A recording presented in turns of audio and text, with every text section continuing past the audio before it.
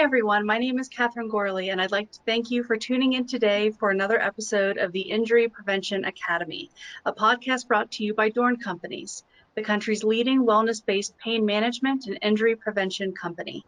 DORN is committed to reducing costs of health care and workers' compensation, as well as reducing lost productivity, which has resulted in over $120 million in savings over the last 20 years for our clients. Joining us today is Caleb Carr.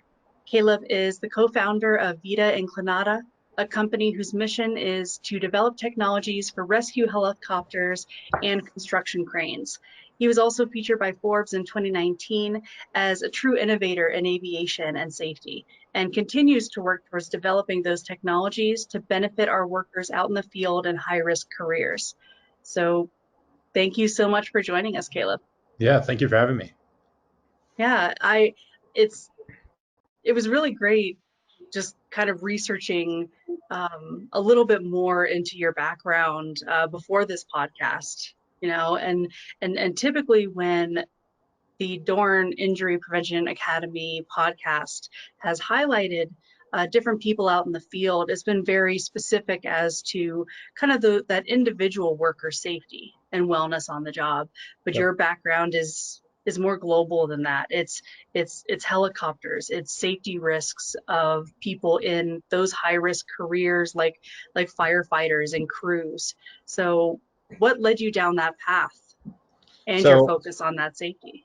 yeah, for sure. So, started in search and rescue when I was 15, and then from there, just continued to entrench myself in the search and rescue community, and started in the Pacific Northwest, and then evolved to firefighting. So naturally, as in search and rescue or firefighting, everything has to do with safety. I mean, there's Yes. not one thing that we do that is not centered around being safe and being effective on the fire ground or in the field, whatever it might be.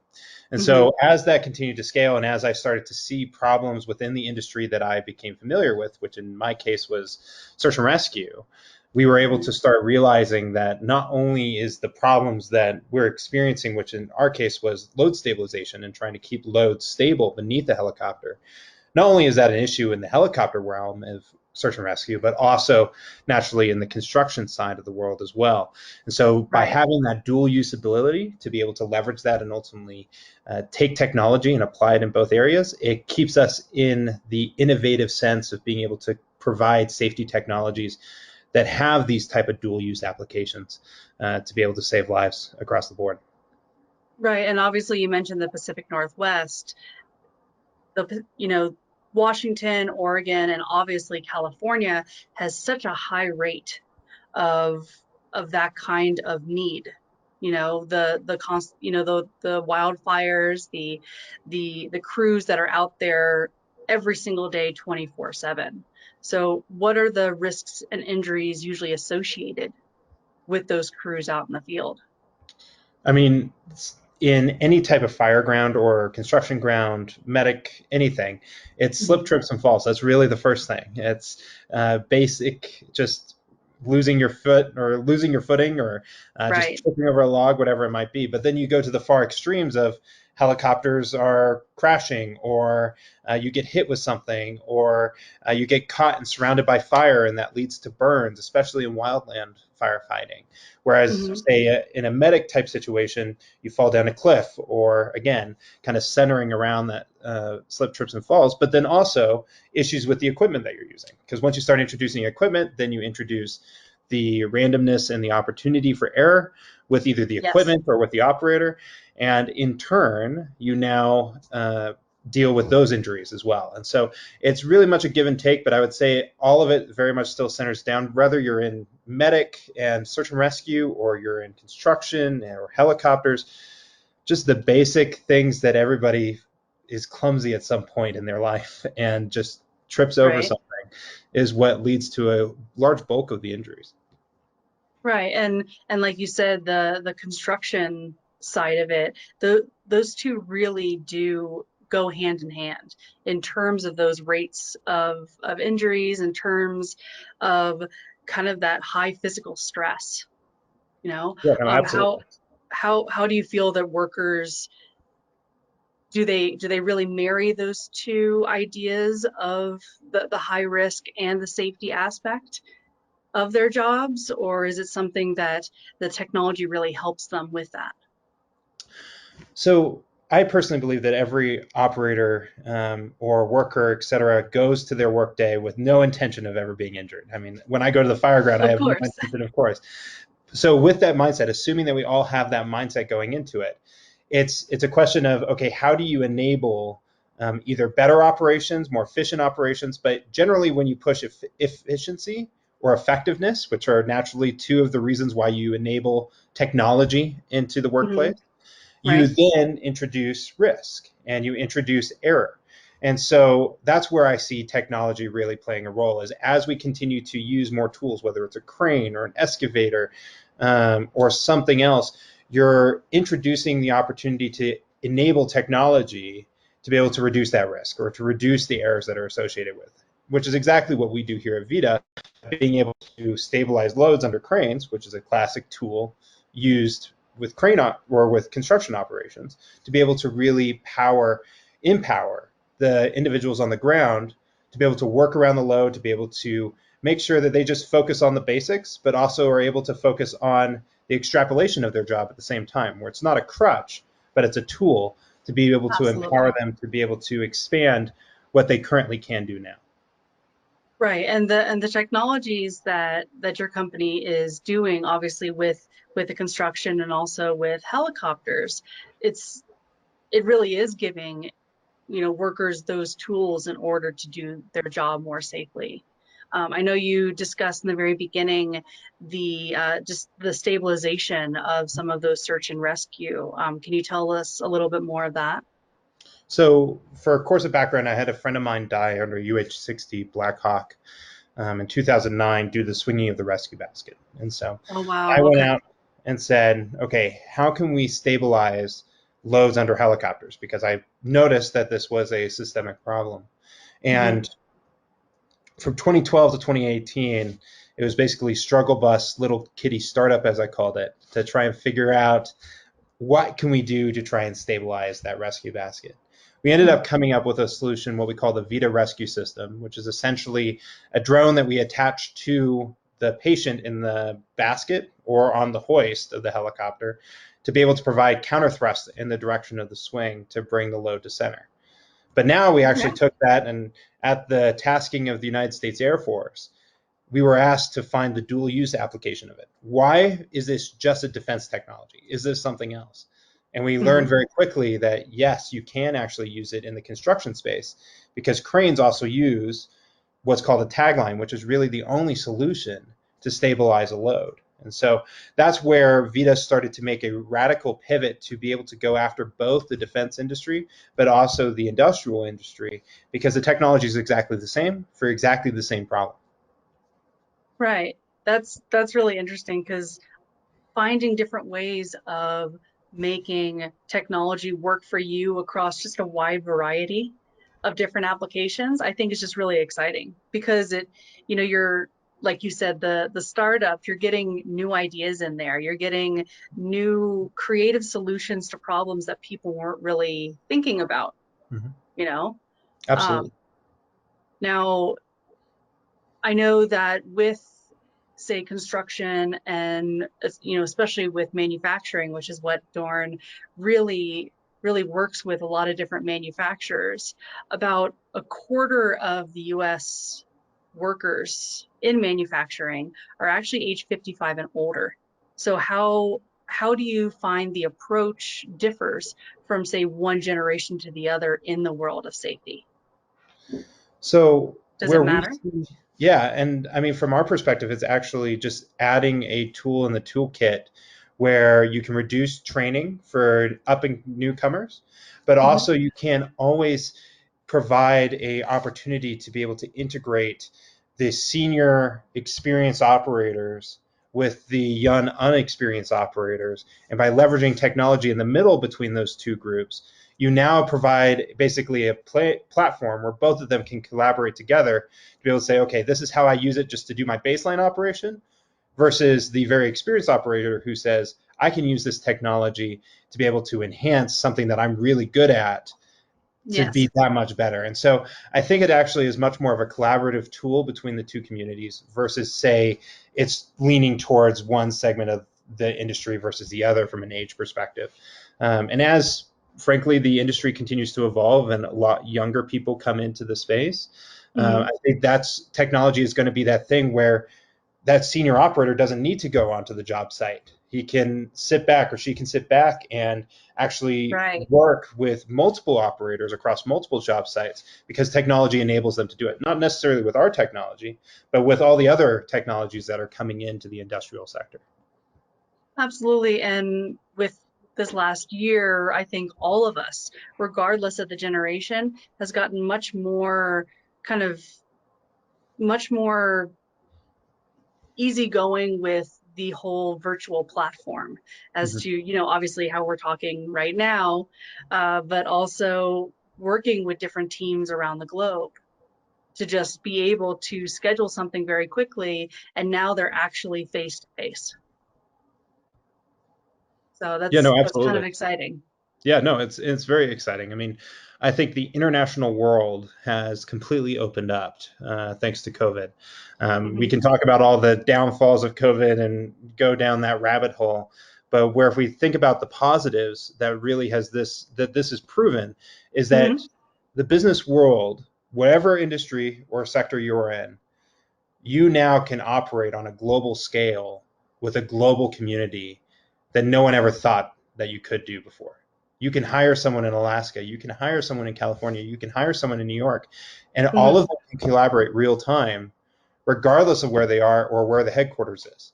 And that's a Right. very powerful tool that I think the world finally realized that virtual experiences like this open up. Absolutely. Absolutely. And I can see that evolving, obviously, over the next decade as we really get into what I call the 20s again. Um, you know, so how do you feel that workplace safety is going to evolve when now I feel like we're truly in that global sphere? So I think the workplace safety world is evolving from a perspective of I care about my office and I care about my headquarters to evolving to a perspective of I now have to care about my individual's employee's home or their home life, etc. Hmm. So it's no longer just, hey, what do you do from 9 to 5 when you show up in my office? It's Right. now I have to put myself in the mental space of you, my employee, who might be working at home the entire time. I need to think about how is the family situation? How is the home situation? Are they Hmm. able to work? Do they have screaming kids where they don't have childcare available, etc.? All of those things as a CEO now, you have to care about and actually think about and try and provide resources for. And so, from a safety perspective, it's not just the classic, it's in Denver and it's snowing and I got to put salt on the driveway and all that kind of stuff. Now it's Yeah. scaled to mental health, emotional health, Hmm. family health. Those are now the safety areas that I think the world is going to transition into and something that is going to be expected of business leaders to be able to answer, which is how do we send people home in a virtual world, but also make sure that they are safe to be able to work at 110% capacity, just like they were in the office? And how do we empower them to do so? Them just being at home does not magically give that ability to come across the line. Absolutely. And we saw that, a little out a little over a year now, that was all about how do you transition those workers from the office to working from home, and even the ergonomic issues Mm-hmm. that presented. I know I was working from my couch for a couple of weeks and quickly discovered that was not going to work. Yeah, So it's, yeah, it really is having that oversight of everything happening, but also what I call creating a culture of wellness within your organization that really is we're seeing things from an overarching perspective. absolutely. And I, I think so much about wellness is really establishing that sense of culture, that sense of overall safety. So what advice do you have for safety leaders to really gain the support of their colleagues in creating that culture? Well, I'll be the first person to acknowledge that I still haven't figured it out. Okay. We are actively, I mean, we design safety technology for two very clear sectors, but where I see my growth, both as a CEO and also as an individual, is to ask the question, can I put me in the shoes of my employee? Can I put me in the shoes of my customers, et cetera? Because as we start to change in this ever changing world, the question is Mhm. going to be is how do we make sure that the policies that we're enacting, which is great, I can push paper all day that have words on it. It doesn't really Right. do anything. The question becomes is how do we support them once those policies are enacted? And what problems do those policies create? Now, I mean, DORN is a perfect example. You guys have been in this space for years and Mhm. seen the classic world of just going to work 9 to 5, seeing classic injuries, responding to them, et cetera. There's not a history of a large virtual workplace and all the issues and experiences that come from having that large virtual workplace. We Yeah. don't know. And so Right. how do we adapt and that kind of thing? And that's where I think the biggest piece from advice is just open-mindedness and making sure that we constantly think about not only the policies that we're writing, but more importantly, what are those policies doing to the worker back at home or back in that situation? Because now we've got employees flying from their home, not from an office, to on-site visits, and we've got a Mhm. very different ecosystem that never was presented until very recently. Right. And I know, just speaking from Dorn's perspective, we saw along, obviously I'm working from home right now, is so many of our workers are still working from home. This is not a program or not an environment that we think is going to go away very quickly. I think it's going to be integrated or still remain of those virtual working spaces. So I know that Dorn introduced Self Care Plus, which is a virtual massage program, so that employees can actually get the the virtual massage that they need in order to work out those aches and strains that they see just from working at a desk because they're working from home, because they're not in a traditional office environment. So it's finding ways to evolve and adapt to where you are and kind of seeing how that can grow, from there. Yeah, no, absolutely. Yeah. So I know we had talked about, creating that culture of safety, but how do you feel that sometimes that you know, making sure that that communication stays when you have your employees sometimes at different parts of the country. Obviously, we have the different virtual video platforms, but how does that communication differ when sometimes you're so removed physically from the people you're speaking to? The majority of the communications, at least that I have found, is that you've got to constantly have your video on. That's Hmm. actually the big crux. And I'm also a professor at CU. And when we were in virtual settings, part of my focus was you're putting your camera on because there's a whole different picture about being with an icon versus actually seeing your face and seeing you interact, which is a key Yes. element to that. And so that's one of the key things. The other piece is naturally instant message. So we use Slack internally within our company. We have multiple Hmm. offices around the world and here in the United States, and use that as a tool to be able to have that instant communication. But also, I still am a firm believer that you've got to bring people back together. Always, Hmm. 100%. And so, although you might send people home and have people in remote offices, you need to be seeing their face at least once a quarter and actually making that personal relationship, Really, really etc. come together and have those in-person meetings. Yeah. Exactly. So that's Okay. kind of what we focus on, especially to be able to bridge that gap, especially to avoid the communications and the tension that could come from a virtual world. Oh, okay. Kind of leaving people out and not having the full picture when they're not actually together in a room. Exactly. Okay. And so if you force the community to be able to be together, then organically you will actually drive a community. Awesome. Awesome.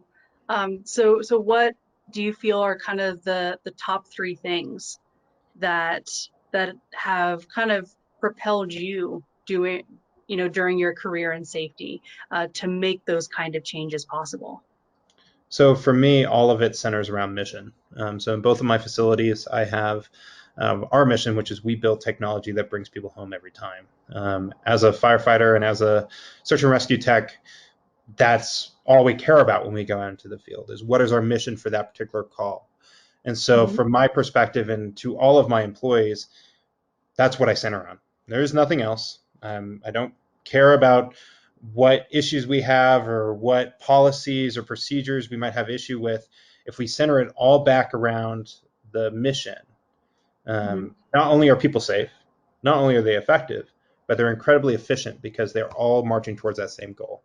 And that's really where I encourage all of my students, other entrepreneurs, and other business leaders to make sure that that mission is well known. If you have a central mission across the entire employee base and the entire team, everybody's marching to that same beat. And you can always go back whenever there's an issue, whenever there's a failure from a safety perspective or from a policy perspective or something else and say, was this in line with our mission?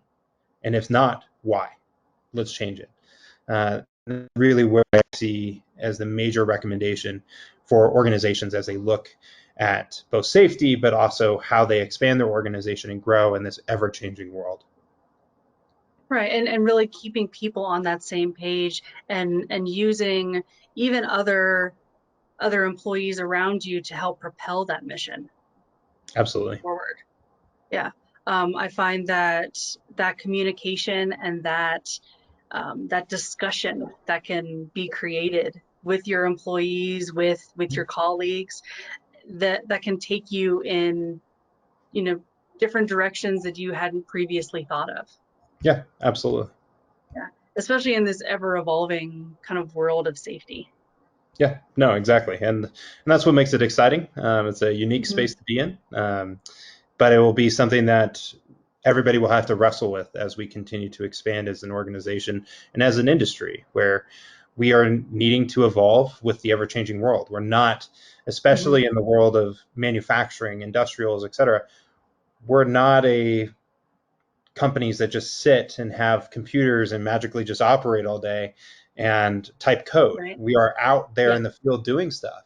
And so, how do we merge and integrate between a virtual staff with a in-person staff doing manual work versus doing HR or risk analysis or whatever it might be? That's going to be some of the challenges that we're going to see over the next year or two as we start to learn this life of having a virtual reality plus a very in-person reality at the same time. Right. Right. Well, perfect. Well, thank you, Caleb, for joining me today in this discussion. I know I've learned a lot just about that global aspect of safety and how we can all just move forward in kind of different ways, especially in the safety arena. Yeah, no, absolutely. Thank you for having me. Yeah. Yeah. And thank you all for joining us in with DORN's Injury Prevention Academy. Please tune in next time to learn more about the innovative steps and the programs taking place in today's world of safety.